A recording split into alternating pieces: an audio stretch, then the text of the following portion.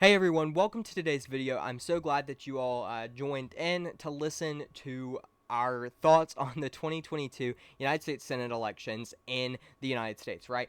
Currently, we all know that Chuck Schumer holds 48 plus 2 independent seats, making it a 50-50 draw in the United States Senate. Kamala Harris breaking that tie. Chuck Schumer is the Senate Majority Leader at this point. But a lot of us also know that the 2022 midterm elections are coming up. In those midterm elections, all of the House seats are up for grabs again, and a few of the United States Senate elections are up for grabs as well. The United States Senate is a 6-year term, unless obviously someone has been appointed, which is what has happened in California. But let's go to the percentages of how these races are expected to go at this point from 538. 538 has the House forecast for the 2022 midterm elections for 86% chance of the Republicans winning, a 14% chance of the Democrats winning in the House of Representatives. Obviously, this isn't what we're talking about today, but it's worth noting. The 2022 Senate elections, on the other hand, are a different circumstance. The Republicans have a 53% chance of winning to the Democrats' 47. I don't want this to get confused on the 53% chance, as in 53 seats are expected to go to the Republicans and 47 are to go to the Democrats. This is just saying nationwide, the Republicans have a little bit of a better chance of winning the midterm elections for the Senate than the Democrats do. But keeping an eye on this, let's go ahead and start talking a little bit about some of these safe seats that we can go ahead and characterize. I'd already characterized some of these seats, and we're going to continue really quick. Hawaii is obviously expected to go to the Democrats, Vermont, as well as Connecticut. Maryland in that as well, and we'll characterize some safe Republican seats as well. Majority of these are going to go to the Republicans as expected, but there are a few seats that we should keep an eye on, and there's a few reasons that we need to keep an eye on some of these races, because these races really are going to show the future of the balance of power and how Biden is expected to do going into 2024 if he chooses to run for re-election, which he has stated on multiple circumstances that he will. Now, with this, there are many seats that the Democrats have already picked up, right? We see 46 seats, so Democrats realistically only need 4 seats from here to get back that majority, Republicans needing around 9 of the current seats available. But Republicans, as you can see, are majority of the time going to win some of these states that I've still not characterized at this point. So let's go ahead and let's start by talking about some of these more safe seats like Colorado, expected to go to the Democrats as well. You know, this puts the Democrats at 47 of the current seats, but we will obviously have to keep an eye on all of these races, but that one is a seat that we can guess will go to the Democrats.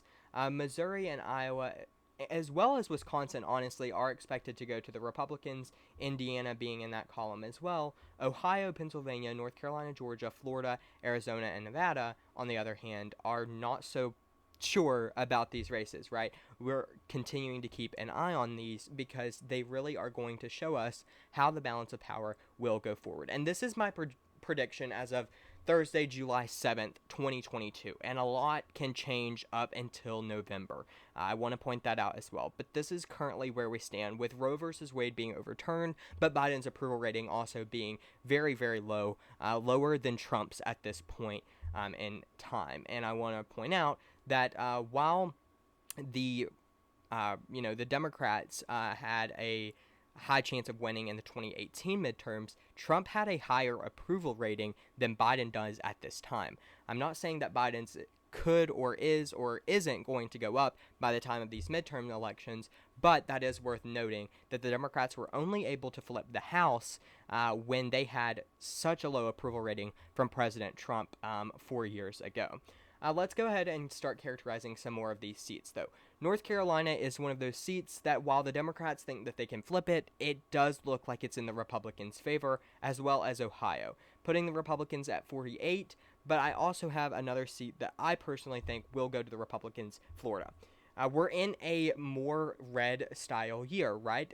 The Republicans just have that momentum building up to win these midterm elections if they fight for it.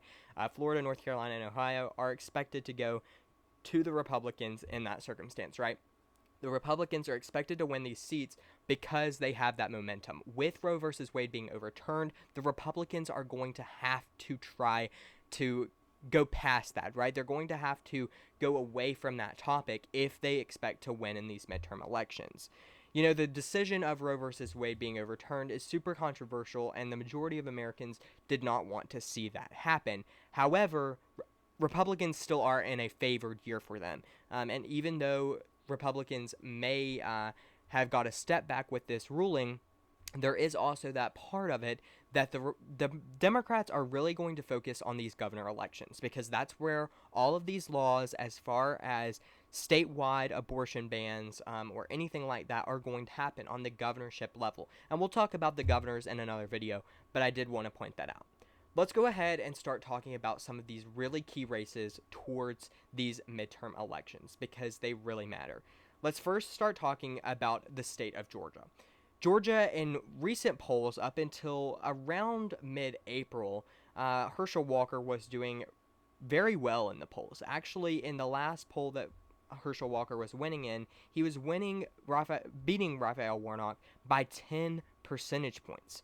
Now, this is worth noting out that this was a Republican pollster, but still, this is worth noting because we're in a point in time where if we go up to our most recent poll, which was from June 24th to 27th, Herschel Walker is losing to Raphael Warnock by around 4 percentage points. Obviously, polls can't tell us everything, but what we can see is that in recent polls, especially after the Roe versus Wade ruling, that Herschel Walker has been trending further down. Obviously, the Roe versus Wade ruling was released around this time that these polls were released. So this was an immediate reaction from people within the poll places. But we also have a poll that says that Herschel Walker is losing to Raphael Warnock by 10 percentage points. And I personally don't believe that, but it's worth noting that these races are close. And while I don't believe that Raphael Warnock is going to win the state of Georgia, and that's why I'm going to go ahead and characterize it as a Republican win, there is that chance that it goes to the Democrats. And I see these poll numbers, right? And I see that it looks like the Democrats are going to win. But what we have to remember is we're in July. We still have August, September, October, all to go through before these midterm elections happen, right? And ultimately, there's going to be a lot that happens in between these two times, as well as if the Republicans continue to keep this momentum building up to these midterm elections, I expect that Herschel Walker will win the state of Georgia, putting him at the Republicans at 50 Senate seats, right? They need one more to gain control. So with that, like I said, even though these polls are saying that Raphael Warnock has a better chance than Herschel Walker winning this Georgia Senate race, I personally believe still at this point that Herschel Walker will win. Why do I say that? Because Herschel Walker has done so well before this Roe versus Wade ruling, right? Even at the point before Roe versus Wade was overruled, the first poll that Raphael Warnock had won in since November of 2021 was at the end of April, right? And this was around a month before the Roe versus Wade leaked document, right? Because we had seen that Roe versus Wade, that the court was poised to overturn it. But let's go up. June 6th through the 9th and June 11th through the 16th all has Herschel Walker and Raphael Warnock tied at 47%. So ultimately what we're seeing is that this race is going to be close. But with the Republican-style year that it is, Herschel Walker probably has a better chance at winning this race than Raphael Warnock. Let's go ahead and start talking about the Senate race in Nevada. This race also is going to be a fairly close one. And if the Republicans want to win, they really need to win the state of Nevada. Let's talk about this, right? Because we see towards the end of April, mid-April maybe, that Adam Laxalt was winning the poll with 47% to Cortez Masto's 46%. right? And what we see here is that since then, there's only been 2 polls done, but Cortez Masto is winning in these polls. What does this mean for Republicans? Are the Republicans going to be able to flip this race? Ultimately, we don't have a lot of polls coming out, and it'll take time to get those. But what I do see is I see a Democratic pollster having Cortez Masto at 46%. What does this mean? This means that Adam has a chance of coming back, right? This is a Democratic poll, and ultimately, the Democrats are going to most of the time favor the Democrats. And here we see Adam trailing just 3 points behind in a Democratic poll. Now, I'm not saying that Adam's going to win this race. I'm saying it's one that we need to keep our eyes open on. And I'm actually going to talk about this race a little bit later. Because, honestly, the race is so close, it's hard to make an accurate depiction on what we think is going to happen in this race.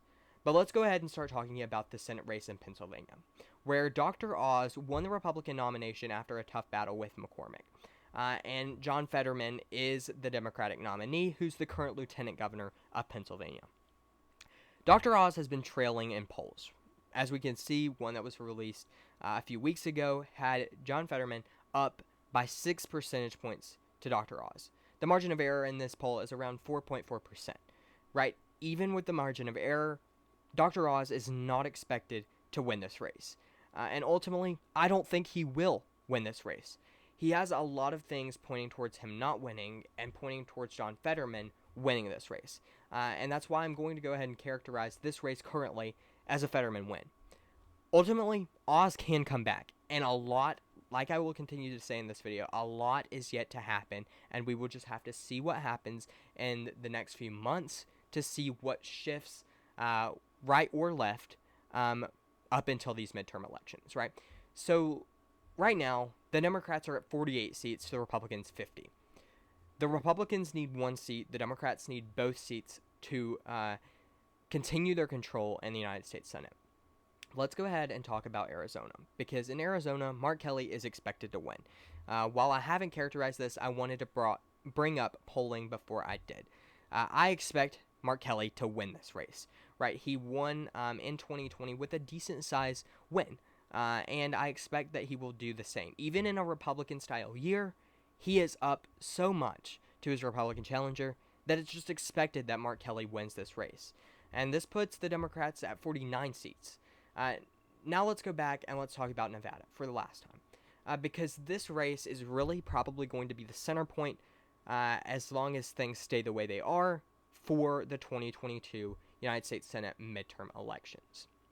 Now, currently, like I said, Cortez Masto is leading. But what does this mean for Republicans? Republicans have seen their chances in Nevada very low at times, and they've seen them very close to beating Cortez Masto, and they've even seen them beating Cortez Masto in poll numbers. But does that mean that he will beat them? No, it doesn't. But it does mean that he could, and he does have a chance. As more polls come out, we will continue to monitor this race and continue to keep an eye on it, and I will continue to update you all when I make videos. But at this point, this race is so close that it's hard to make a projection. But with the Republican-style year that it is, I believe the Republicans will win in Nevada. And it will be a great win for them because they've been trying to flip this state for a while now. This puts the Republicans at 51 seats to the Democrats' 49, and ultimately, this has the Republicans winning in the midterm elections. I'm not saying that's going to happen. I'm saying at this point, that is my guess on what will happen in these midterm elections. Like I said, a lot is yet to happen, and we will have to continue to keep an eye on some of these seat races as things shift one way or the other. But currently, I believe even though the Republicans have a Republican-style wave year, but Roe versus Wade has been overturned, the Republicans still have that momentum to win the House and win the Senate. And I think we're going to see what happens in the next few months with, rallies and things like that, poll numbers as well, on what will end up happening in these races.